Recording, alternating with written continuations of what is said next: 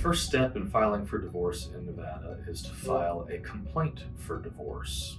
And the complaint for the divorce is filed with the county clerk's office. Once you do that, you need to have a summons issued. The summons is notice to the world that a lawsuit is pending. Upon the issuance of a summons and a filed complaint for divorce, then that complaint must be served with the summons upon the opposing party. That can be accomplished by a process server or anyone other than the parties.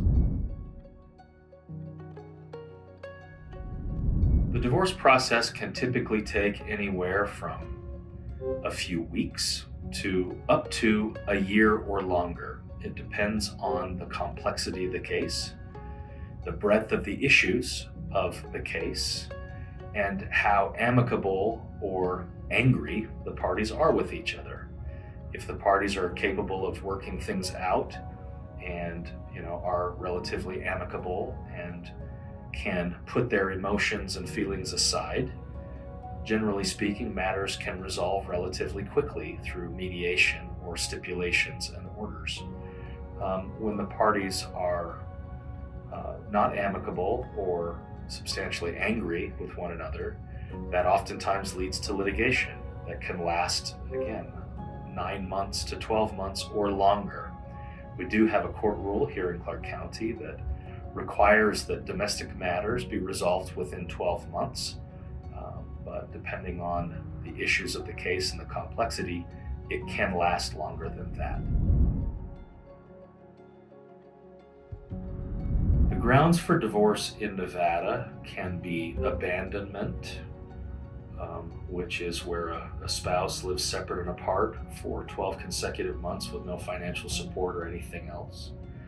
The most common ground in Nevada is irreconcilable differences, or more commonly known as incompatibility, wherein the parties' views, likes, mental dispositions have become so widely divergent that it's no longer possible for them to reside together as husband and wife, and reconciliation is not possible.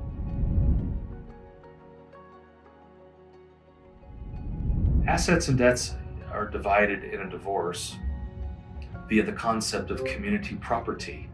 Community property means any asset or debt acquired after the moment the parties legally marry. There are 4 exceptions to community property. The first exception is separate property, which means whatever property you may have brought with you into the marriage. The second exception to community property is inheritance. If a person receives an inheritance from a family member or friend, so long as they don't mix that asset into the marital community, in theory, that asset should remain their own property and wouldn't be divisible upon divorce. The third exception to community property is marital gifts. Marital gifts means assets that are received during the marriage as a result of a gift, like a wedding ring, or if there's a diamond necklace bought for an anniversary present or something like that. The last and final exception to community property is personal injury settlements. Personal injury settlements are separate property so long as they're not commingled into the marital community. One misconception, though, about personal injury settlements is if a claim is also made for lost wages, that piece of a personal injury settlement, specifically the lost wages claim, is a community asset. If your property does not fit into one of those 4 exceptions I just discussed, then in that circumstance, in Nevada, it's all quote-unquote 50-50, or equally divisible amongst the parties. Each are entitled to half.